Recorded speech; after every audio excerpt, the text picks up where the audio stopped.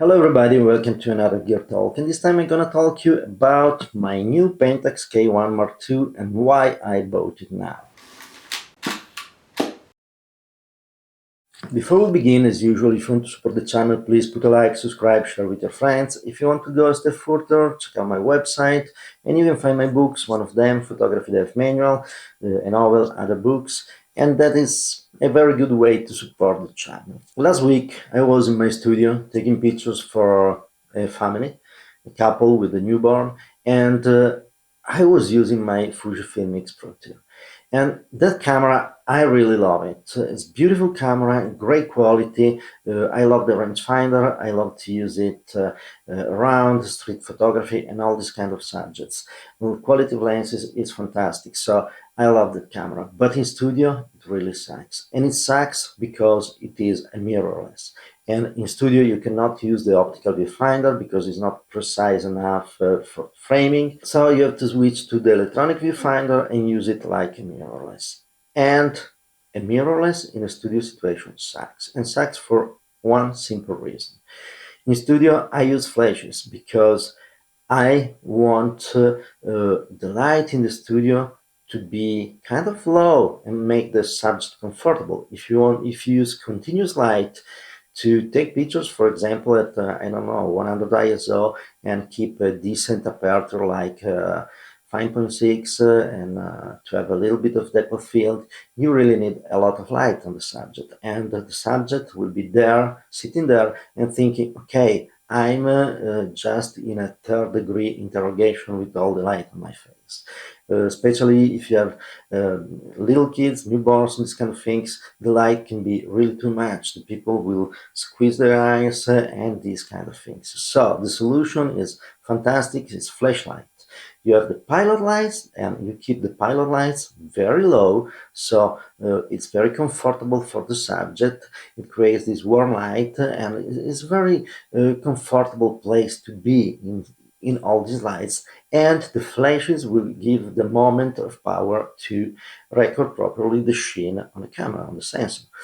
But with the AVF, there's a problem that you have to decouple the exposure, the visualization of the exposure from the viewfinder, because if you, as usual, I have the viewfinder that shows me, the electronic viewfinder that shows me also the exposure when balancing these kind of things.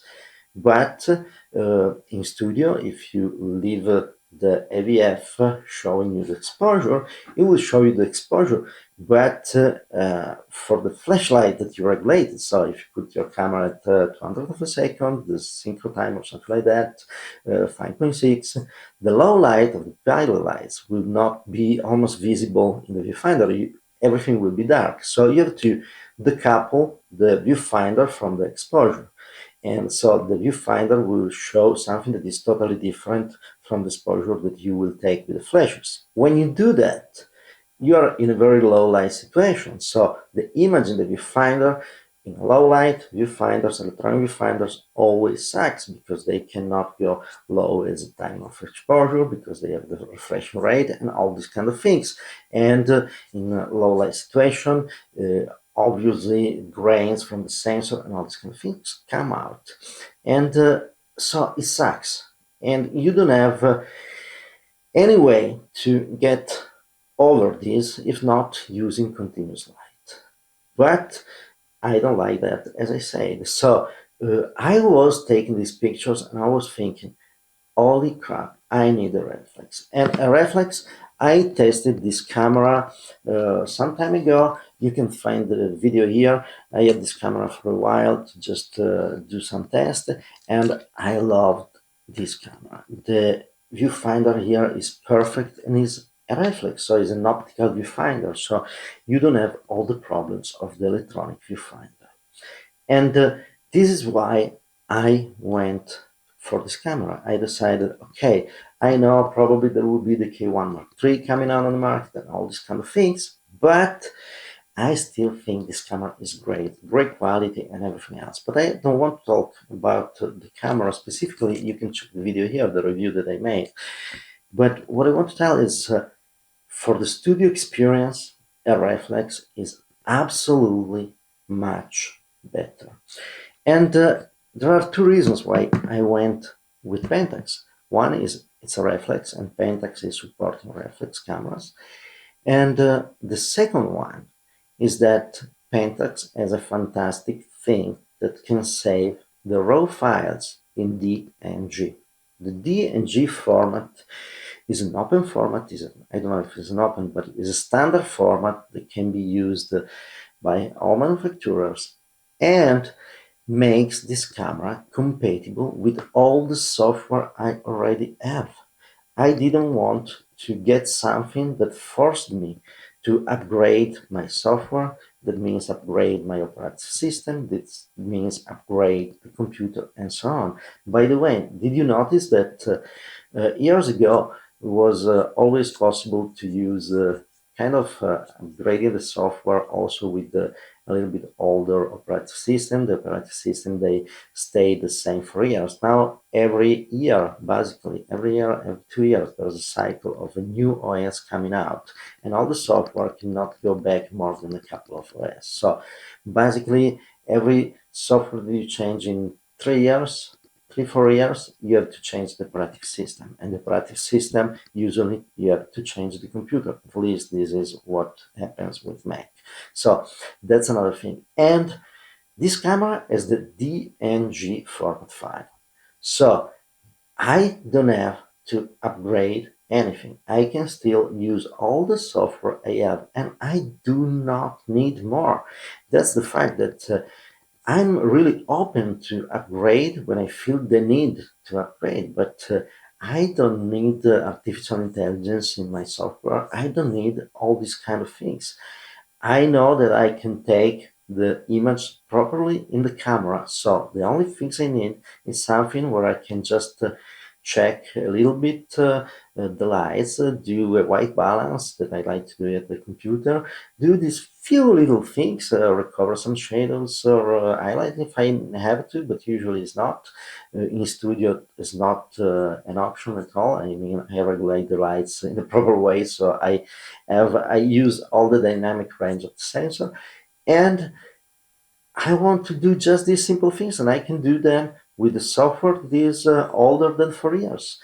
And to do that, I need to have a format of file that is compatible.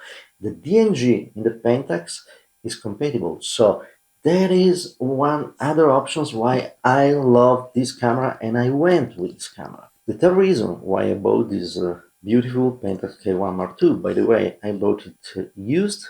There were very good offers right now for new cameras, and I was going to buy a new one. Then this one appeared on eBay.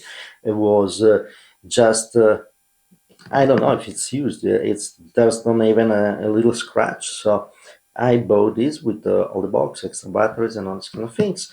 And I went for this. I saved another $500, so that is great. I went for this because I have a lot of lenses that are from the manual error lenses. So I have a lot of beautiful lenses that now are called vintage. I don't like the term because it made me feel old, but I have all these lenses that I use with film cameras, and I love them, and I want to be able to use these lenses.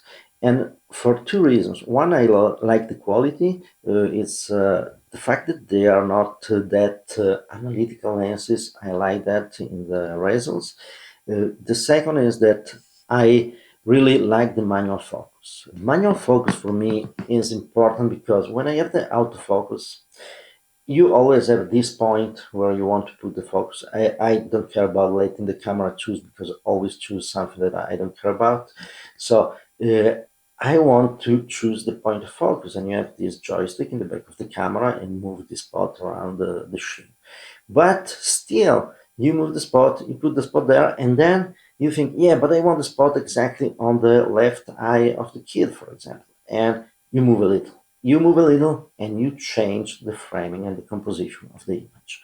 And every time I do that, with a manual focus lens, I have this focusing screen where I can see the focus everywhere without having to move the camera, so I can just focus exactly in the spot I want and take the picture. So I like the manual focus.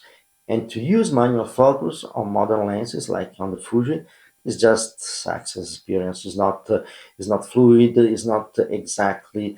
It's not the same experience. The lenses, the modern lenses, are made for autofocus.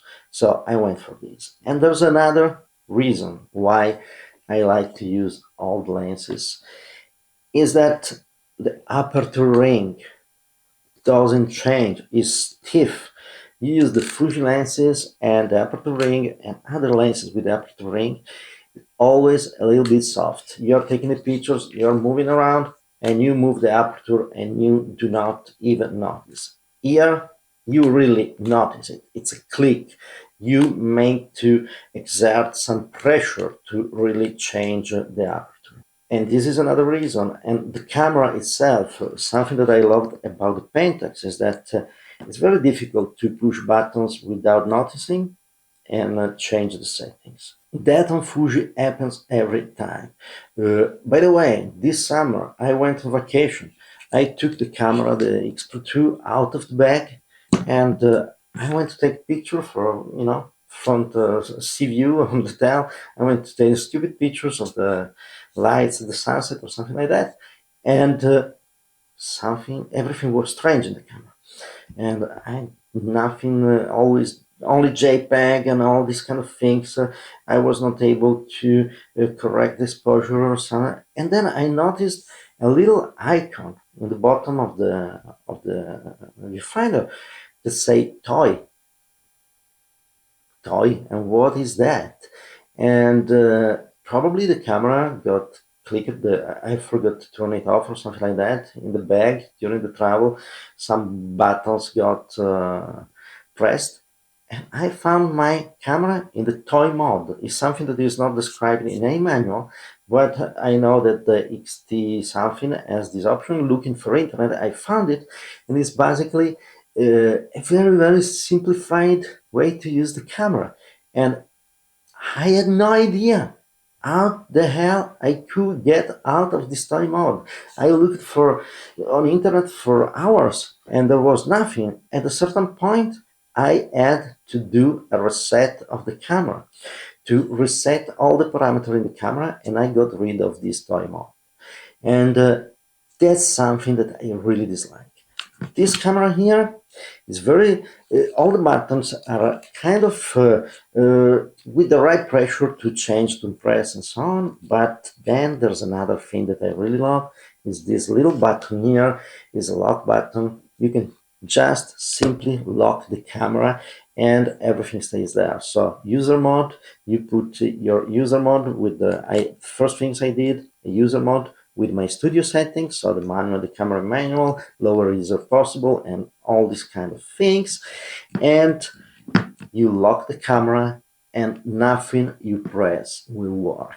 So this is another reason why I got this camera, and I love this camera. It's something that is, for me, is absolutely made me feel comfortable that I can take the camera and control the camera. My problem with the mirrorless systems in all this software thing is that I always feel that I'm following the camera and I'm not controlling the camera. In this case, I know I can control the camera and I know that the camera will do exactly what I want. So that is the other reasons I decide to go with this camera. By the way, it's beautiful with a lot of features. I love the GPS, Astro Tracer, and all these kind of things. It's really a great camera. But again, you can check the video here of my review, and I will make some videos in the future.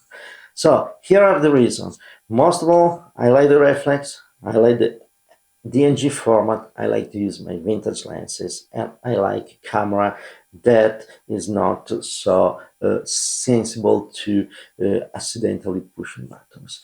And I got this camera. I hope to take great pictures, and I will talk to you more about the experience using it and how it works. So thank you very much for watching, and see you next time.